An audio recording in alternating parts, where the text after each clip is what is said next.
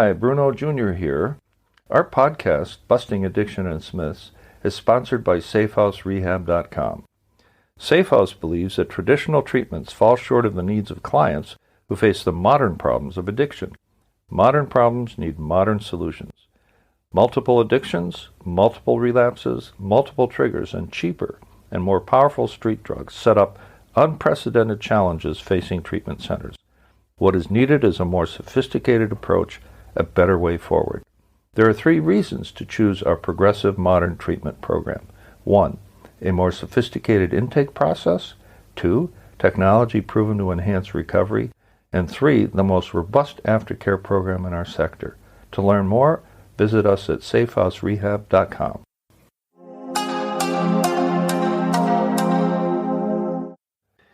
So moving forward, helping another alcoholic achieve sobriety, but also understanding that you are in a unique position to be a leader. And you need to study, you need to practice, you need to be a magnet for other people, you need to lead. In other words, you're the first one off the cliff, right? You're the one who says, I have a solution. Does anybody else have one too? You're the first one. So people want to follow you because you're steady, you're fair, you show compassion, you show discipline in the right way, you show respect, you show competence. If you don't have an answer, you ask. And you bring the best brains to the table because you're no longer so arrogant that you think you have all the answers. You don't. That's ridiculous. I would say that, when you break down the barriers among people, our collective intelligence goes up.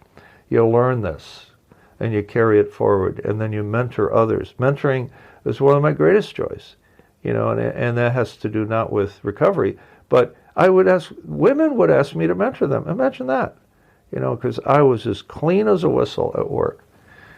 We had classes in sexual harassment a number of years ago when it was first a thing, and the law, the state of Wisconsin made it mandatory that we have sexual harassment training. And what I learned about sexual harassment is interesting too, is that harassment's in the eye of the beholder. I may think I'm not harassing you, but if you think you're being harassed, you have every right to call me on it and to take it to the next level, to the department, to HR, and if it's serious, to the law. So in the same way that, harassment's in the eye of the beholder, so is sarcasm if you're recovering. Somebody says you're being sarcastic, and I'm going, I got to listen to that. I have to be held accountable. Okay? So I build my sobriety today on 3 pillars. And if I pay attention and practice these pillars, I'll tell you about my ritual in a minute. So the pillars are honesty with my feelings and my dealings, and kindness, which is compassion. Now, honesty, is the top of a long list of characteristics and values that go along with it. Integrity is one of them, right? Loyalty is one of them. Not keeping secrets is one of them. We're told that you're only as sick as the secrets that you keep. So there's a lot of things that come with honesty and character. And then on compassion, oh my gosh, charity begins at home.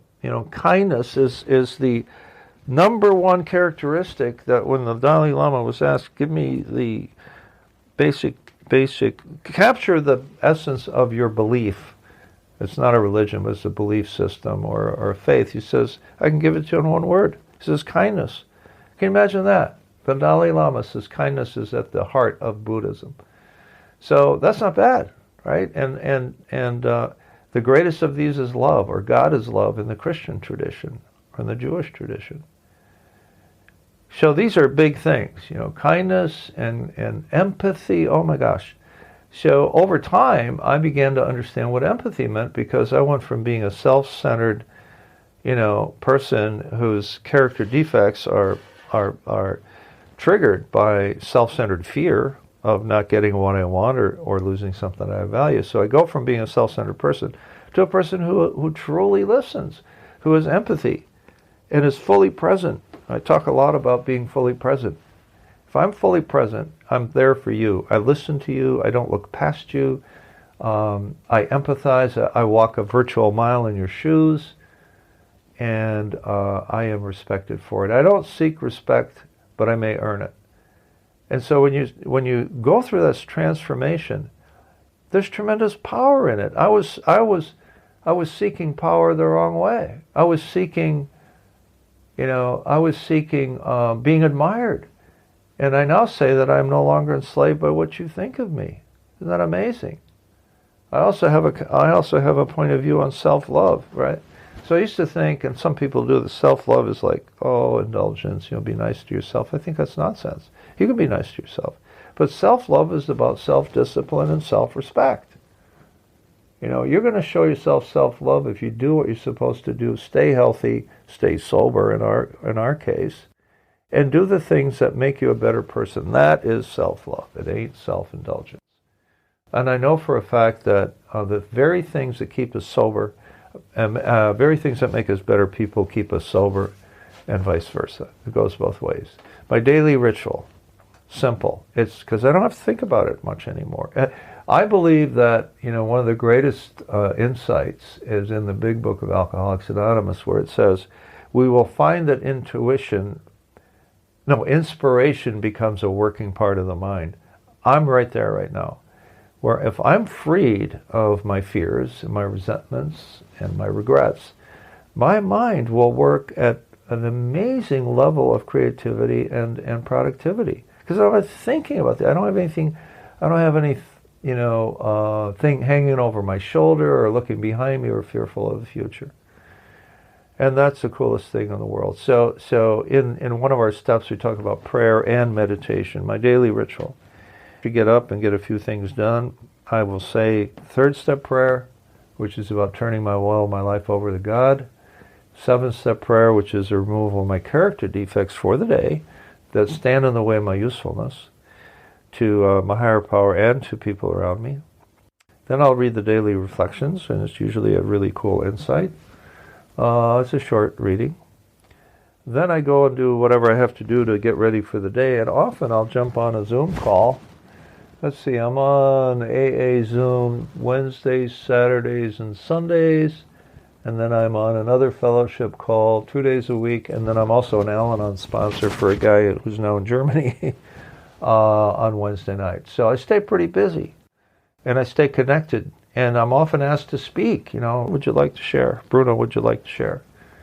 And I go, sure, and I will have a passage handy. I might have a reading handy. There are many books that teach us, not only how to stay sober and not drink. And here's the thing, and I'm close with this. In the beginning, it was about not drinking and doing drugs. It was just staying sober, not relapsing. Over time, however, I realized it was about living a joyful and inspired and free life. We're promised that we shall be happy, joyous, and free. And many of those promises have come true, but they're contingent upon the maintenance of our spiritual condition. I have two legitimate fears. And that is, I have a legitimate fear, one in two parts. Let's put it that way. I have the fear of the degradation of my spiritual condition, which means I stop doing the things that keep me spiritually fit. That would lead me, if this degradation would lead me to believe one of two things, and both are dangerous. Either or is dangerous. A, that it's okay to have a drink, which means I'm in a setting, we're at a party, everything's good, it's okay to have a drink. Here, have a drink, I'll have a drink. That's danger number one. Danger number two is I am so teed off, I am so in pain, I'm so resentful, I'm feeling so hopeless that I might as well drink to ease the pain. So those are dangerous, and they will only come if my spiritual condition, if my practice deteriorates. My counselor told me, you know what, Ron, you're going to relapse in your head a long time before you take that first drink. You'll have a resentment, or you'll have a hate, or you'll have despair, or you'll be depressed. Something negative is going to be happening, and you're going to forget that you're an alcoholic. You're going to say, oh, I have an answer, because that's what you're conditioned to. You're conditioned to take a drink. You're conditioned to do this, to stuff your feelings. And so what happens when you stop drinking and doing drugs, it's like a coiled spring. They go, whoa, and so you're on a roller coaster ride for a while, and I understand that about newcomers. It takes a while to settle down. Having a sponsor, we talked about that before, is absolutely critical. He's the anchor. I used to call my sponsor almost every day, and he would tolerate that. And now I talk to him once a week, and I'm his sponsor as much as anything. So yeah, life is, and I'm not Pollyanna. I've had my challenges in my relationship. I've been married for 12 years, very, very happily, but imperfect. And I've had to sit my wife down and say, you know what, I'm holding myself accountable for this stuff. And I think it goes both ways. But my only job is to keep my side of the street clean. I cannot tell you or judge you. That's another good thing, is I don't label anymore, and I respect your boundaries. So there's a whole lot of learning that goes on in recovery. And we teach each other, how to stay sober. And for that, I'm very grateful.